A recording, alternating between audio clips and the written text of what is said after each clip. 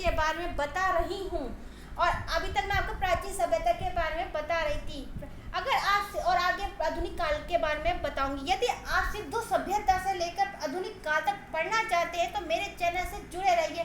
मैं आपको प्रॉमिस करती हूँ, एक बार आप मेरे चैनल से जुड़ने के बाद आपको किसी अन्य चैनल पर जाने की जरूरत नहीं पड़ेगी। इसलिए आज मेरे चैनल को सब्सक्राइब कीजिए, जिससे मेरे जितने भी वीडियो से प्राचीन सभ्यता से लेकर आधुनिक काल तक वो आपको निरंतर मिलते रहे। तो आप शुरू करते हैं वैदिक सभ्यता। वैदिक काल जो कि 1500 ईसा पूर्व से लेकर 600 ईसा पूर्व तक का समय माना जाता है, वो वैदिक काल कहलाता है।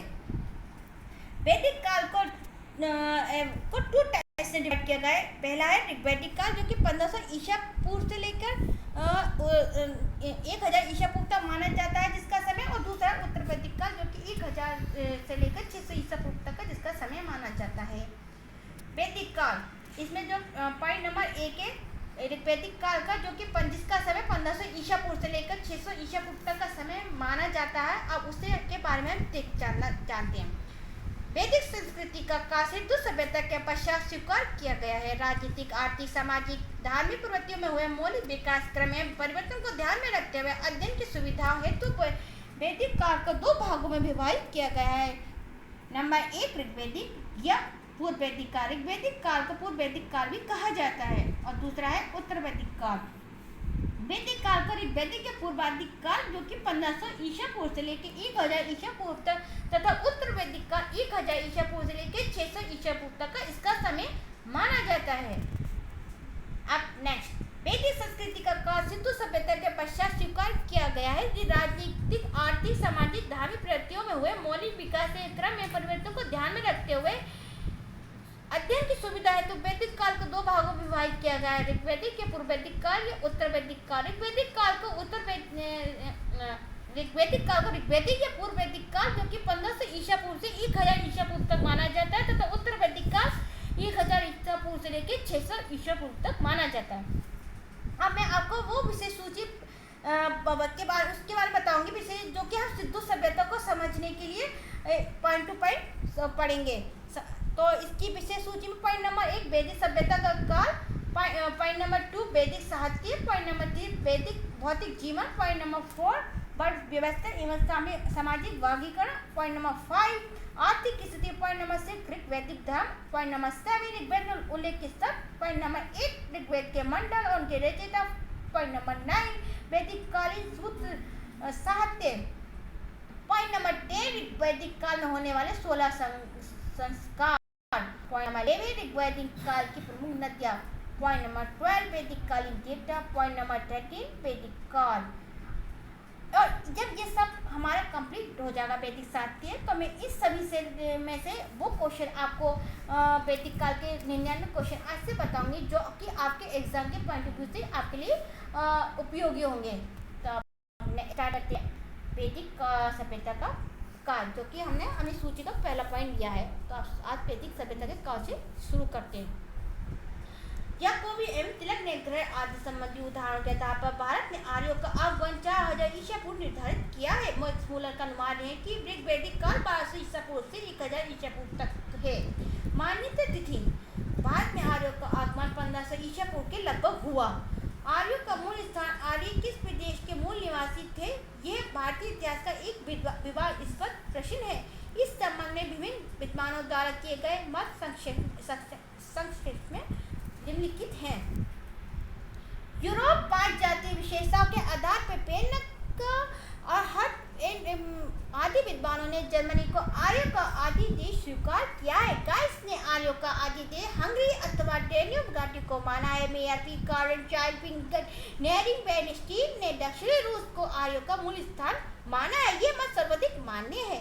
आर्य भारतीय भाषा वर्ग की अनेक भाषाओं में से एक संस्कृत बोलते थे। भाषा वैज्ञानिकों के अनुसार भारोपीय वर्ग की विभिन्न भाषाओं का प्रयोग करने वाले लोगों का संबंध शीतोष्ण जलवायु वाले ऐसे क्षेत्रों से था जो घास से आच्छादित विशाल मैदान थे। ये निष्कर्ष इस बात ने आधारित है कि भारतीय वर्ग की अधिकांश भाषाओं में भेड़िया, भालू, घोड़े जैसे पशुओं और करंज तथा भोज वृक्षों के लिए समान शब्दावली है। पक्षों के दावे की पहचान हमारा अलग अलग पर्वत के पूर्वी क्षेत्र यूराल पर्वत श्रेणी के दक्षिणी में मध्य एशिया इलाके के पास के स्टे मैदानों से की जाती है। पुरातनिक साक्ष्यों के आधार पर इस क्षेत्र से एशिया और यूरोप के विभिन्न भागों की ओर बहिर्गामी प्रवासी प्रक्रिया के चिन्ह भी मिलते हैं। सर्वप्रथम जी रोड ने 1820 में ईरानी ग्रंथ जेंदा अवस्था के आधार पर आर्यों को बैक्टीरिया का मूल निवासी माना है। 1859 में प्रसिद्ध जर्मन विद्वान मैक्स मुलर ने मध्य एशिया को आर्यों का आदि देश घोषित किया। मैक्स प्रोपेशियस तथा एडवर्ड मेयर ने भी एशिया को ही आदि देश स्वीकार किया है। ओल्डेनबर्ग एवं कीट भी यही मत है। मध्य एशिया से प्राप्त पुरातनिक साक्ष्य एशिया माइनर में बोगजई नामक स्थान और से लगभग 1400 ईसा पूर्व का एक लेख मिला है, जिसमें मित्र, इंद्र, वरुण और नासत्य नामक वेदी देवताओं का नाम उल्लेख हुआ है।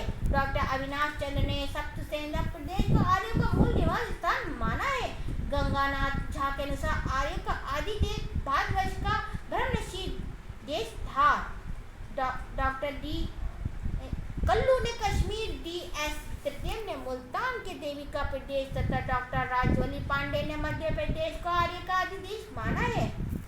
दयानंद सरस्वती ने तिब्बत को आर्य का मूल स्थान माना है। बाल गंगाधर तिलक के अनुसार आर्यों का देश उत्तरी ध्रुव था। अब तक हमने आपको ये देखा वैदिक सभ्यता के बारे में। आखिर वैदिक सभ्यता के बारे में हमारे विद्वान क्या मानते हैं, ये कहाँ से आए थे और इन्हें क्या किस जगह क्या नाम दिया गया। अब हम आपको बारे में वैदिक सभ्यता के भौगोलिक विस्तार के बारे में जानेंगे, जो कि हमने विषय सूची के पार्ट 2 में लिया।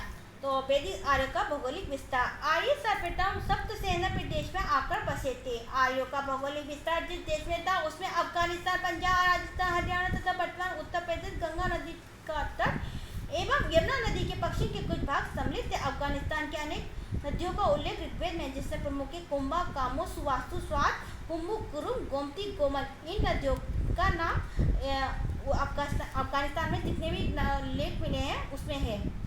ऋग्वेद में आर्य निवास के लिए सर्वत्र सप्तसेना शब्द का प्रयोग हुआ। इस क्षेत्र की 7 नदियों का उल्लेख ऋग्वेद में प्राप्त होता है। सिंधु, सरस्वती, सतलुज जिसे आज सतलज कहते हैं, बेपासी जिसे आज ब्यास कहते हैं, परुषी जिसे आज रावी कहते हैं, अश्कनी जिसे आज चिनाब कहते हैं और विसर्ज जिसे आज झेलम कहते हैं। ऋग्वेद में गंगा नदी का 1 बार तथा यमुना नदी का 3 बार उल्लेख हुआ। सरस्वती एवं दधती नदियों के बीच का प्रदेश सबसे पुनीत समझा जाता था, जिसे ब्रह्मवत कहा गया है। अगर ये आपको मेरा वीडियो अच्छा लगे तो इसे लाइक कीजिए और शेयर कीजिए। और यदि आप मेरी प्राचीन सभ्यता के बारे में, जो मैंने इससे पहले वैदिक सभ्यता से पहले बताया है सिंधु सभ्यता के बारे में, तो आप मेरे पिछले वीडियो देख सकते हैं और आप आगे भी आधुनिक काल तक पढ़ने के लिए मेरे चैनल को आज सब्सक्राइब कर लीजिए, जिससे जितने भी चैनल मैं आपको इसके बारे में वैदिक सभ्यता के बारे में भी आगे की जितने भी वीडियो ना आपको मिलते रहें। धन्यवाद।